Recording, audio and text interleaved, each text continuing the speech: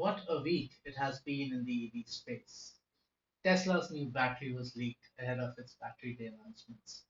The Lucid Air was unveiled and it looks good.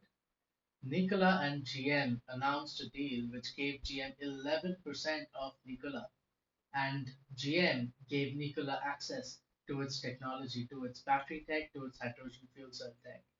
It also agreed that GM is going to build Nikola's vehicles, especially the Badger. Hindenburg research came out with a scathing report claiming that Nikola is all smoke and mirrors and there's no substance to it. The SEC and the DOJ opened an investigation into Nikola following the Hindenburg report, and Nikola has not yet responded to most of the points that Hindenburg research raised. And it looks like Hindenburg hit the nail on the head while claiming that Nikola has absolutely no IP, it has absolutely no assets, and it essentially is all smoke and mirrors. And there are many theories going around. Why would GM do a deal like this with Nikola? Why would Nikola do a deal like this with GM? What does Nikola get out of it? What does GM get out of it? Why did Maribara, in the face of the Hindenburg report or the Hindenburg expose, say that GM did its due diligence? Is GM incompetent? I think GM is far from incompetent. Uh, these executives, Maribara and her team, they're all very smart people. In fact, I believe that GM is very happy about the expose. It works in GM's favor and it will help GM achieve its ultimate objectives from the Nikola deal all the more quickly. How? What are these objectives? What is GM thinking about doing? Let's get into it. And the background is that GM is going bankrupt and it knows it's going bankrupt. Unless GM bankrupts its ICE vehicles business and starts selling EVs, it is going bankrupt. You know why? EVs are better. Pretty much every comparison, EVs are definitely better. GM sells ICE cars. It is an expert at it. It is not an expert at EVs. It has a brand. People know GM for its ICE cars. People don't know GM for their EVs. There are no EVs that GM does. GM could very well cannibalize its current business and you know kill what it has. It's selling more than 10 million vehicles a year. It could potentially kill its current business and not sell any EVs at all. So what does GM do? It's a conundrum, huh? Let's talk about Nikola. Nikola has no expertise in building vehicles. Nikola, it's a brand, it's a marketing company. It needs outside expertise to build anything, even those solar panels that it sold its chairman. It has to find a partner to work with. It is trading at nearly 50% below the highs that it reached around $80. It needs a shot in the arm to help the stock prices. It needs to raise capital because it's too expensive to build vehicles. It has about $700 million in cash. It cannot afford to pay through the roof to contract manufacturers, so it has to find a good way to buy technology, to acquire technology, and be able to manufacture vehicles so that it can take them to market and make some money, make some revenues. So, what is Nikola's objective? Nikola executives, they have a valuation driven payout incentive. What this means is that they need to maintain or increase valuation till 2023 for their stock awards to vest.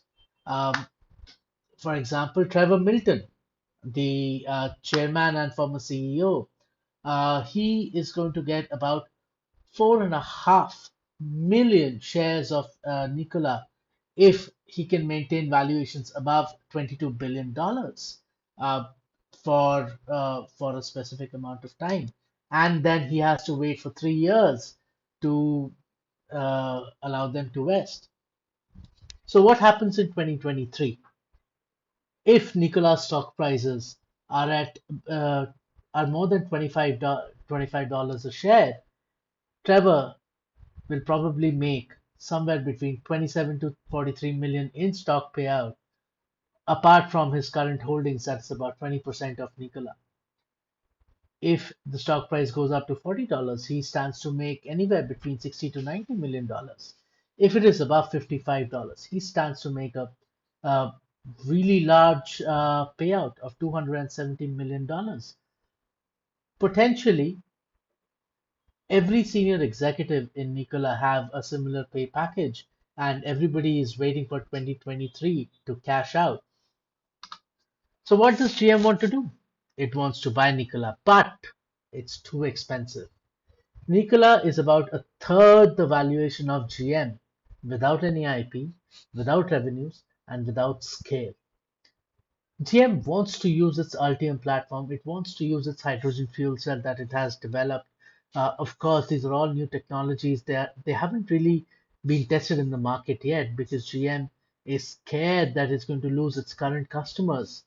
It's the it needs to find an EV company that is going to use its technology. So what does it do? It finds Nikola. Nikola is the only EV company that has an attractive brand, yet it has no assets. It's a perfect target for GM. It has no assets, no manufacturing capability, no IP. It just has a design. What does GM do? It can take the design and it can manufacture it. It can use all of its technologies to manufacture the Nikola truck. So what deal does it sign? It's a sweetheart deal. GM licenses its tech for a healthy share of Nikola. It takes 11% of Nikola. On top of it, it charges Nikola all of its cash balance in capex reimbursements, so that Nikola will potentially have no money left after this. It'll probably have to raise more money and therefore dilute shareholders further. It is going to essentially cause investor dilution. It already has caused about 10% drop. It will cause more.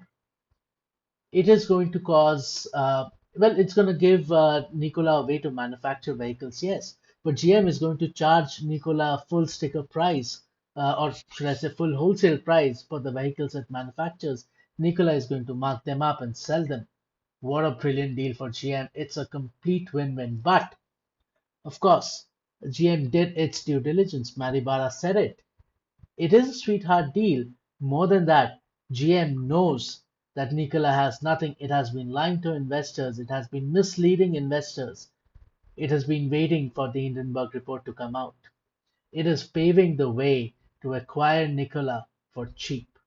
It is waiting for stock prices to come down. It is waiting for an opportunity to have a controlling stake in the company, and it is waiting to onboard the company as a sub brand without making a fuss about it, so that even if people so that when it starts manufacturing EVs under the Nikola brand and people start buying EVs under the Nikola brand, there's still no direct confusion between GM's other brands, and GM can slowly kill them off. Such a bright idea that Nikola had. GM will start delivering these cars after 2023, which means that Nikola executives vest their stock, get paid without having built any cars, without having delivered any cars at all. Millions and millions of dollars in payout they're gonna get, and they're gonna FO. And GM is going to have a brand that it can safely launch EVs in. Such a bright idea on GM's part as well. Wishful thinking on GM's part is that it'll continue to squeeze Nikola shareholders, it'll continue to squeeze uh, Nikola investors until there's a merger or there's a hostile takeover. And this is GM's secret plan. What's the aftermath? The Nikola stock went down, but then there's heavy buying activity such that it is holding around the same levels. What happens when a company is generally declared a fraud? Its stock price goes down. What happens if the company is unable to respond to the allegations that the company is fraudulent? Its stock price goes down, but no, this is not happening. Somebody is buying Nikola shares. Hmm, who's buying Nikola shares? Is it GM? Thanks for tuning in. I'm Ishan Chatterjee, and this is the Devil's Advocate channel.